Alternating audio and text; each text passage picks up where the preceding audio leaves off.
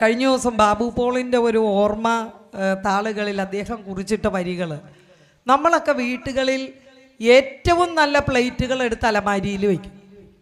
കാരണം എന്തിനാണെന്നറിയോ? വിരുന്നുകാർ വരുമ്പോൾ വിളമ്പാൻ. ഏറ്റവും നല്ല വസ്ത്രം എടുത്ത് ഇടാതെ വെക്കും, എല്ലായിടത്തും പോകുമ്പോൾ ഇടാൻ.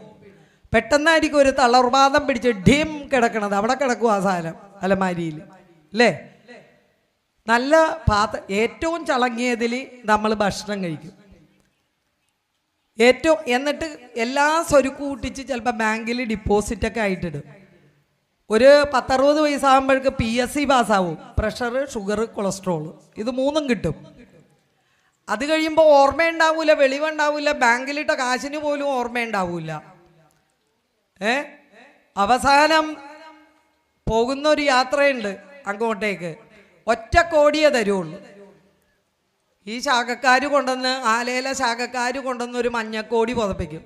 പാർട്ടിക്കാരാണെങ്കിൽ ഒരു ചുവന്ന കോടി പതിപ്പിക്കും. ഈ ഒരു കോടിയേ കിട്ടുള്ളൂ. 10,000-കണക്കിന് കോടി ഉണ്ടായിരുന്ന ജയലളിതയെ ശശികലത ഇങ്ങനെ ഒന്ന് മുട്ടുകൈ കൊണ്ട് തട്ടിയുള്ളൂ. ആ 10,000 ജോഡി ചെരുപ്പടക്കമുള്ള സകലതും പോയി കോടികൾ, അല്ലേ?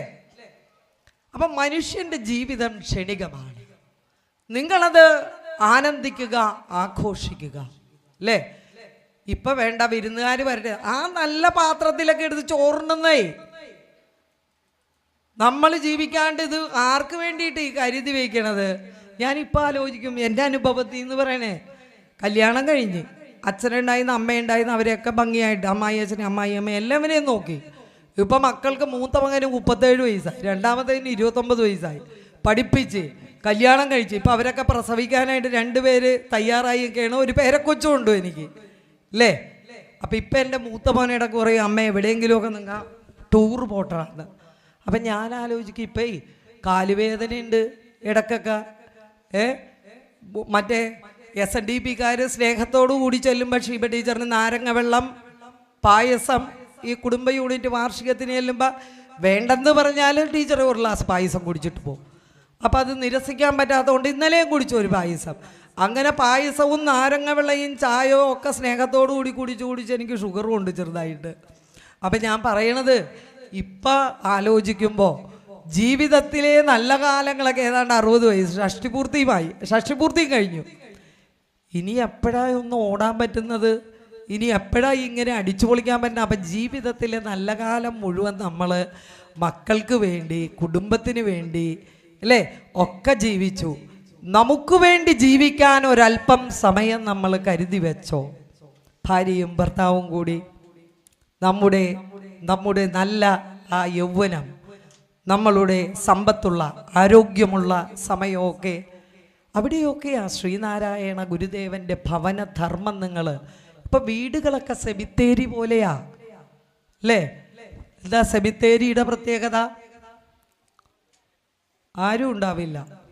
തെക്കോട്ട് പോയവരൊക്കെ കൂടി കിടക്കണ സ്ഥലമാണ് പള്ളി സെമിത്തേരി, അല്ലേ? മിണ്ടാട്ടൂല. ചില വീട് അങ്ങനെയാ. പണ്ടൊക്കെ നല്ല വിശാലമായ വരാന്തകളുണ്ട്. ഇപ്പൊ VARANDA വരാന്ത, വരണ്ട എന്നാണ്, അല്ലേ? VARANDA വരാന്താന്നും വായിക്കാം, വരണ്ടാന്നും വായിക്കാം.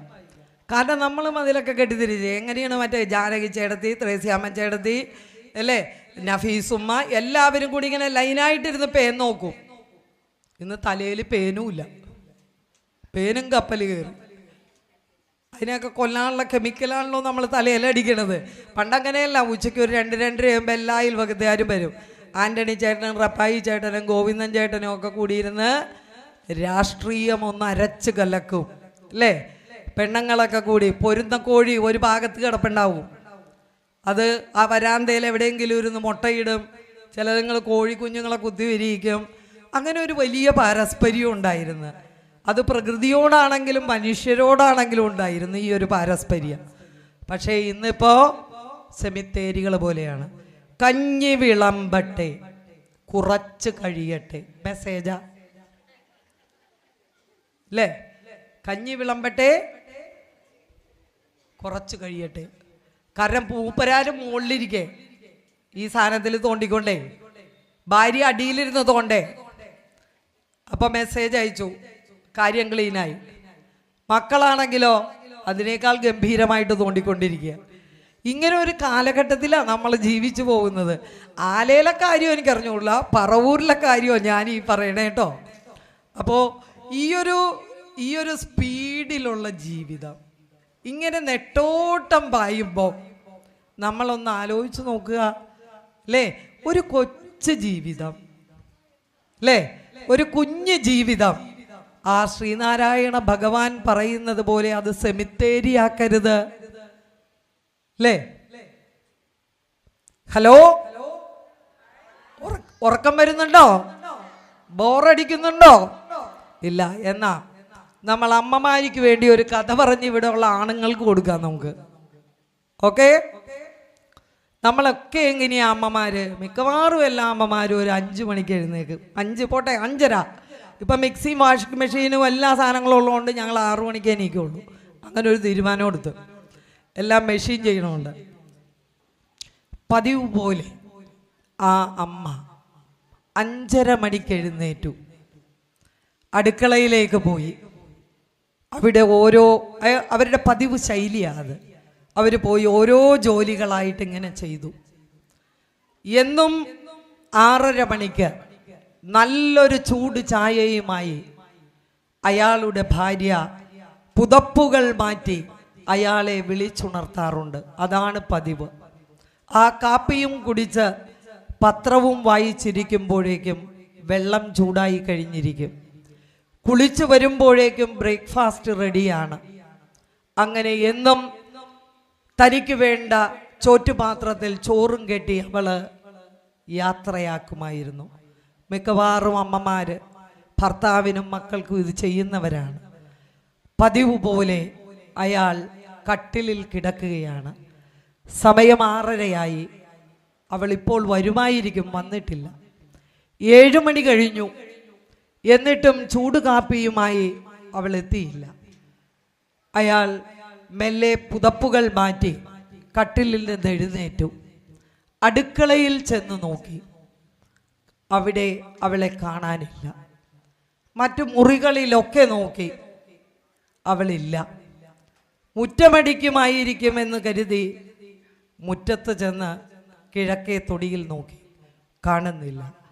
അവസാനം പിന്നാമ്പുറത്ത് ചെന്ന് നോക്കുമ്പോൾ ചാരി വെച്ചിരിക്കുന്ന ചൂലിന് മീതെ മുഖം കമത്തിക്കൊണ്ട് ഓടവെള്ളം പോകുന്ന അടുക്കളച്ചാലിലെ ഓവുചാലിൽ അവൾ കമന്നടിച്ച് കിടക്കുകയാണ്. അയാൾ ഓടിച്ചെന്ന് അവളെ കോരിയെടുത്ത് തൻ്റെ മടിയിലേക്ക് കിടത്തി. വെള്ളം തളിച്ചു നോക്കി. നേരെ ആശുപത്രിയിലേക്ക് കൊണ്ടുപോയി. അവിടെ ചെന്നപ്പോൾ ഡോക്ടർ പറഞ്ഞു അവൾ മരിച്ചു കഴിഞ്ഞു എന്ന്. ശവസംസ്കാര ചടങ്ങുകൾ കഴിഞ്ഞ് വീട്ടിലേക്ക് വന്നു കയറിയപ്പോഴേക്കും സമയം ഇരുട്ടി. മൂത്ത മകൻ ഉറക്കത്തിലായി. 5 വയസ്സുകാരൻ ഉണ്ണിക്കുട്ടൻ ശാഠ്യം പിടിച്ച് കരയുകയാണ്. എനിക്ക് വല്ലാതെ വിശക്കുന്നച്ച, എന്തെങ്കിലും കഴിക്കാൻ വേണമെന്ന് പറഞ്ഞു. അയാൾ ആദ്യമായി അടുക്കളയിലേക്ക് കയറി. സ്ലാബുകളിൽ ഒരുപാട് പാത്രങ്ങൾ ഇങ്ങനെ മൂടി വെച്ചിട്ടുണ്ട്. അയാൾ ഓരോന്നും തുറന്നു നോക്കി. അതിൽ ചോറും കറികളും എല്ലാം ഉണ്ട്. ആദ്യമായി അയാൾ തൻ്റെ ഭാര്യ എന്നും ഇരിക്കാറുള്ള മലപ്പലകയിൽ, ആ മരത്തിൻ്റെ പലകയിലിരുന്നു. ഉണ്ണിക്കുട്ടന് ഓരോന്നും വിളമ്പി കൊടുക്കുമ്പോൾ അയാളിൽ ഒരു വല്ലാത്ത സങ്കടം അയാളുടെ ഹൃദയത്തിൽ തളം കെട്ടി. അയാൾ അറിയാതെ തന്നെ അയാളുടെ മനസ്സ് വിങ്ങുകയായിരുന്നു. അവസാനം ഉണ്ണിക്കുട്ടൻ പറഞ്ഞു, ആ പളുങ്കു പാത്രം ഒന്ന് തുറന്നു നോക്കൂ അച്ഛാ എന്ന്. ആ പളുങ്കു പാത്രം തുറന്നു നോക്കുമ്പോൾ അതിൽ നെയ്പായസമാണ്. തൻ്റെ ഭർത്താവിനും മക്കൾക്കും ഏറെ ഇഷ്ടപ്പെട്ട നെയ്പായസമാണ്. ഉണ്ണിക്കുട്ടൻ ചോറ് മാറ്റി വെച്ചിട്ട് പറഞ്ഞു, എനിക്ക് നെയ്പായസം മതി അച്ഛാ എന്ന് പറഞ്ഞു. ആ നെയ്പായസം പകുത്തു കൊടുക്കുമ്പോൾ അയാളുടെ കണ്ണുനീർ ആ നെയ്പായസത്തിലേക്ക് ഊർന്നിറങ്ങി. ജീവിതത്തിൻ്റെ അവസാന ശ്വാസം തൻ്റെ പ്രാണന്റെ നെഞ്ചിൻ കൂട്ടിൽ നിന്ന് പടിയിറങ്ങുമ്പോഴും തൻ്റെ ഭർത്താവിനും മക്കൾക്കും വേണ്ടതെല്ലാം ഒരു കൂട്ടി വയ്ക്കാൻ ആ അമ്മ വെമ്പൽ കൊള്ളുകയായിരുന്നു.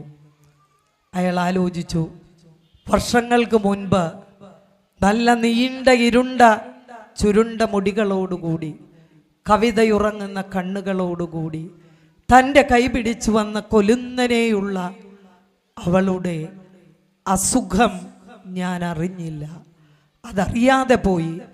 അവൾ ഒരു യന്ത്രം കണക്കെ ഓരോ മുറിയിലും കയറി ഇറങ്ങുമ്പോൾ, ഞങ്ങൾക്ക് വേണ്ടി ഓരോന്നും ചെയ്തു വയ്ക്കുമ്പോൾ, അവസാനം താൻ മയങ്ങിക്കഴിയുമ്പോൾ തൻ്റെ കൂടെ വന്ന് കിടക്കുന്നവളുടെ വേദനയും നൊമ്പരവും അസുഖവും താൻ അറിയാതെ പോയല്ലോ എന്നാലോചിച്ചപ്പോൾ അയാളുടെ ചങ്കൊന്ന് പിടഞ്ഞു. ആ നെയ്പായസത്തിൻ്റെ പാത്രം മൂടി വെച്ചുകൊണ്ട് അയാൾ ഏറെ നേരം ആ മരപ്പലകയിലിരുന്ന് അങ്ങനെ കണ്ണീർ വാർത്തു. ഇത് നെയ്പായസം എന്നൊരു ചെറുകഥയാണ്. ഈ നെയ്പായസം എന്ന കഥ ഒരുപാട് വീട്ടമ്മമാരുടെ നേർക്കാഴ്ചയാണ്. ചിലപ്പോഴെങ്കിലും ഭാര്യയെ മനസ്സിലാക്കാത്ത, സഹോദരിയെ മനസ്സിലാക്കാത്ത, അമ്മയെ മനസ്സിലാക്കാത്ത ഒരുപാട് പേര് നമുക്ക് ചുറ്റുമുണ്ട്. അങ്ങനെ കൂട്ടിപ്പിടിക്കാനും കരുതാനും കൂടെ ചേർത്ത് നിർത്താനും ആളുണ്ടാകുമ്പോഴാണ് ശ്രീനാരായണ ഗുരുദേവന്റെ ഭവനധർമ്മം അന്വർത്ഥമാകുന്നത്. ആ ഭഗവാൻ പറഞ്ഞു തരാത്തതും ഒന്നുമില്ല എന്ന് നമ്മൾ ആലോചിക്കണം.